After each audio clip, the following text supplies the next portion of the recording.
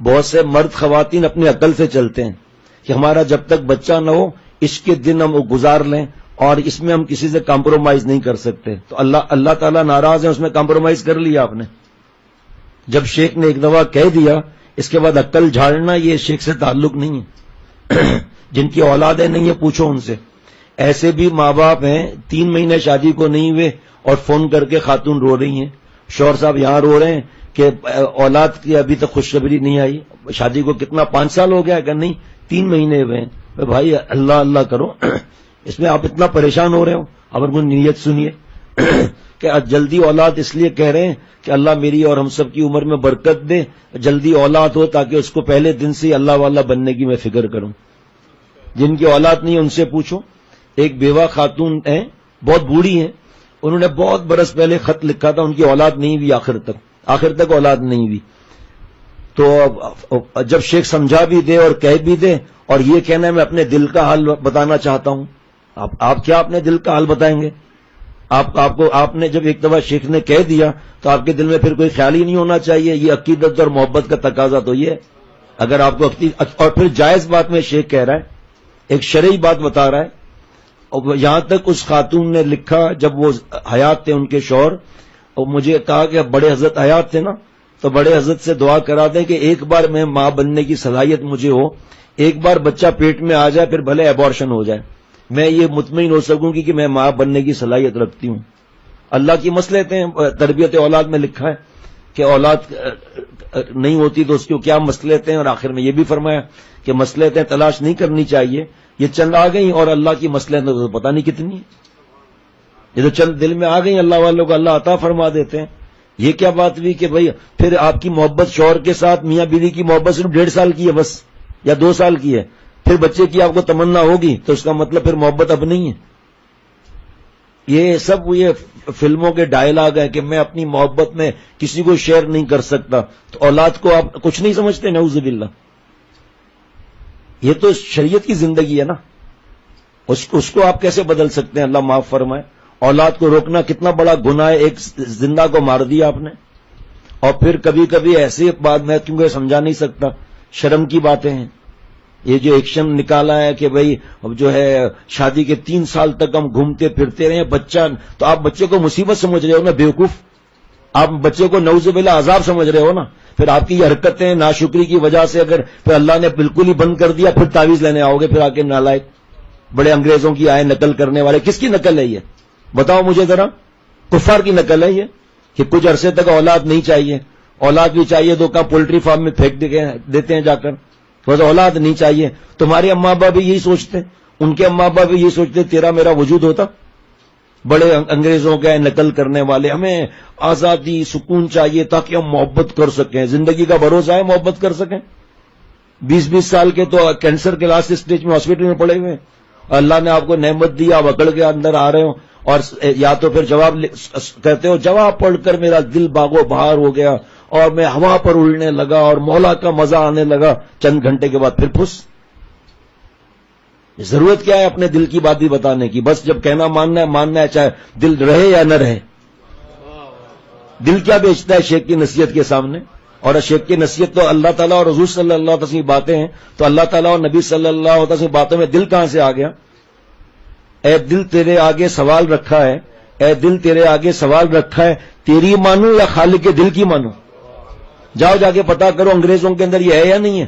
شادی کے بعد بچہ نہیں چاہیے, اللہ کی نعمت کو بند کر دو تم اور گناہ کبیرہ کرتے رہو.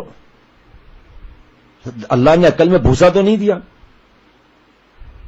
ہر ایک بچہ پیدا ہو گیا, ڈاکٹرنی نے, کینیڈا کی ڈاکٹرنی نے کہا کہ ماں کا دودھ مت پلاؤ, اور وہی نالائق ریسرچ کر رہے ہیں کہ ماں کے دودھ کے سامنے بھینس کا دودھ تو گائے کا دودھ یا بکری کا دودھ کیا بیچتا ہے جو اللہ نے ماں کے دودھ میں رکھا ہے, جس سے بچوں کی نشو و نما اور ذرہ ذرہ ماں کے دودھ سے رگ رگ میں جان پاتا ہے.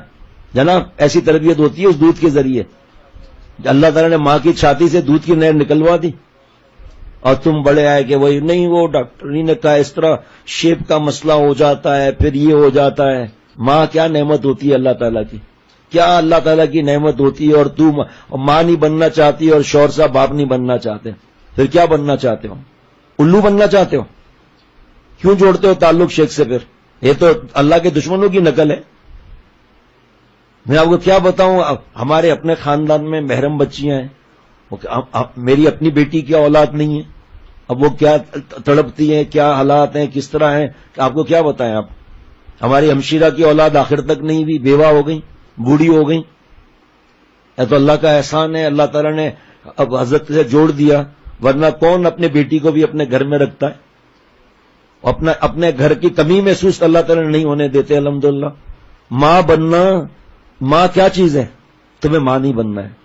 اپنے منہ سے کہہ رہی ہو ماں نہیں. میں اپنے لو میں، محبت میں کوئی شعر برداشت نہیں کر سکتی، اور اس میں کیا برداشت کیا؟ کوئی 50 صفحے کا خط لکھ کر ہم کو سمجھاؤ ذرا بھائی. شیطان چکر دیتا ہے اور حضرت اسرائیل علیہ السلام آگے ٹینٹواں دبا دیتا ہے. پھر آدمی روتا ہے کہ کاش کہ ہم یہ نہ روکتے تو ہمارے مرنے کے بعد ہمارا بیٹا اور بیٹی نیک ہوتے تو ہمیں صدقہ جاریہ تو ملتا رہتا. میں آپ کو سمجھا نہیں سکتا، اشارہ دے سکتا ہوں، بس سمجھا تو نہیں سکتا، میرے بس میں نہیں ہے کہ اللہ تعالیٰ نے شادی کے بعد ایک ذاتی زندگی رات کی دی ہے. اللہ نے سنت کا طریقہ ہے. آپ سنت سے ہٹ رہی ہیں، آپ سنت سے ہٹ رہے ہو بیوقوف. پہلے وقت میں تو لوگ کہتے تھے امت کی تعداد بڑھانی ہے، اور اب بہانے بنا کر یہ مفتی صاحب فیصلہ کرتے ہیں، چاہے 2 بچے ہوں، چاہے 3 بچے ہوں، چاہے 16 بچے ہوں. مفتی صاحب فیصلہ کرتے ہیں. یہ پیٹ کے ڈر سے، رزق کے ڈر سے تھوڑی روک سکتے ہیں اولاد کو. ہاں کوئی بیماری ہے، کوئی کمزوری ہے، تربیت کے مسائل کیا ہیں، وہ تو مفتی صاحب فیصلہ کریں گے. ہاں بھائی یہ حالات ایسے ہیں، آپ احتیاط کرو. پہلے 3 بچے ہیں، ان کی تربیت اور گھر اور مار دھاڑ آپس میں، ان تینوں کی صحت کیا ہے، کس طرح ہے. پیسوں کی وجہ سے تھوڑی روک سکتے ہیں نعوذ باللہ، اور ان حرکتوں کی وجہ سے تھوڑی روک سکتے ہیں. بس میں اشارہ ہی دے سکتا ہوں اور اس کے بعد سلام کر لوں گا. ایک اللہ نے زندگی دی میاں بیوی کو شادی سے پہلے، اور کاش کے خط لکھیں تو میں بتا بھی دوں کہ جو اولاد کو آنے سے روکتے ہیں ان کو 90% بھی مزہ نہیں ملتا جائز، 90% بھی مزہ نہیں ملتا جائز بیوقوفوں کو. تو اب انہوں نے اولاد کو روکا، ٹھیک ہے. اب میں بس اشارہ ہی دے سکتا ہوں، وہ بھی مکمل نہیں دے سکتا. ایک اندرونی جسم کا نظام ہوتا ہے جس کو شادی کے بعد کچھ ضروریات اور کچھ ان کی ضروریات ہوتی ہیں، وہ ان کو نہیں ملتی. تو اب اس طرح سمجھیں کہ بعض دفعہ کوئی دروازہ بند ہو جاتا ہے. اسی طرح ان حرکتوں سے بچنے سے کیا ہوتا ہے کہ خدا نخواستہ ایسے واقعات ہمیں تو پتہ ہے نا، یہاں سید صاحب بیٹھے ہیں، پوچھیں، ہر روز کوئی نہ کوئی آتا ہے کہ اولاد کے لیے تعویذ دو، ہر روز. اب وہ خود روکا 1.5 سال کے لیے، وہ رکاوٹ چلی گئی 15 سال کے لیے. اب رو، اب آؤ.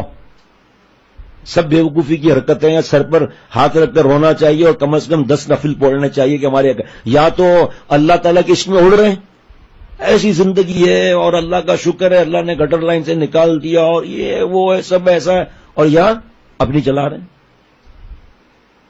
اللہ تعالیٰ مجھے اور ہم سب کو عقل، اسی لیے تو حضرت فرماتے تھے کہ یہ مانگو کہ اللہ عقل سلیم، قلب سلیم، فہم سلیم عطا فرما. عقل بھی ہو جائے تو فہم نہیں، فہم ہے تو عقل سلیم نہیں، عقل سلیم ہے تو فہم سلیم نہیں، اگر فہم سلیم ہے تو قلب سلیم نہیں. اصلی اپنے چلاتا ہے آدمی. اور یہی خود پچھتانا پڑا ہے لوگوں کو، خود پچھتانا پڑا ہے. ایسا ماں باپ اللہ جلدی اولاد ہو، اس کو گلے لگائیں، چومیں اس کو، اس کی وجہ سے راتوں کو جاگنا پڑتا ہے، اس میں ثواب ملتا ہے. بھیجتی دیور کیوں نہیں پڑھتے ہو؟ پڑھو. ماں کو بچے کے دودھ پلانے کے گھونٹ پر کتنا ثواب ملتا ہے.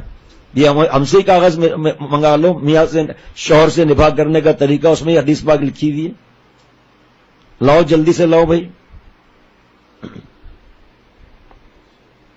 چلو سامنے ہی ہے میرے، پتا ہے نہیں، اور بس شیخ صاحب واہ میرے شیخ، واہ میرے شیخ، عرش اعظم تک پہنچا دیا. بڑے آئے شیخ صاحب بھی عرش اعظم پر پہنچانے والے. کیا شیخ کا فیض ملے گا؟ جو حضرت نے فرمایا وہ میں کہہ بھی نہیں سکتا کہ کیا ملے گا. جو بات نہیں مانتے ان کو فیض نہیں ملے گا، پھر کیا ملے گا وہ بیان میں بتا بھی نہیں سکتا. اسی کے وزن پر کوئی اور چیز بھی ہے جس سے پھر نمازیں نہیں ہوتی 7 دن کے لیے، 8 دن کے لیے. فیض نہیں ملے گا. بس پھر کیا ملے گا؟ ہر ایک سوچ لے خود کیا ملے گا. اور کیا کہوں میں، زبان سے بولا بھی نہیں جاتا، اشارے میں سب بول دیا. فرمایا رسول اللہ صلی اللہ تعالی علیہ وسلم نے جو حمل گر جائے وہ بھی اپنے ماں کو بیشت میں گھسیٹ کر لے جائے گا. جبکہ ثواب سمجھ کر صبر کرے. اور فرمایا رسول اللہ صلی اللہ تعالی علیہ وسلم نے سب سے اچھا خزانہ نیک بخت عورت ہے کہ خاوند اس کو دیکھنے سے خوش ہو جاوے، اور جب خاوند اس کو کوئی کام اس کے بتلائے تو حکم بجا لاوے، جب خاوند گھر پر نہ ہو تو عزت آبرو تھامے بیٹھی رہے.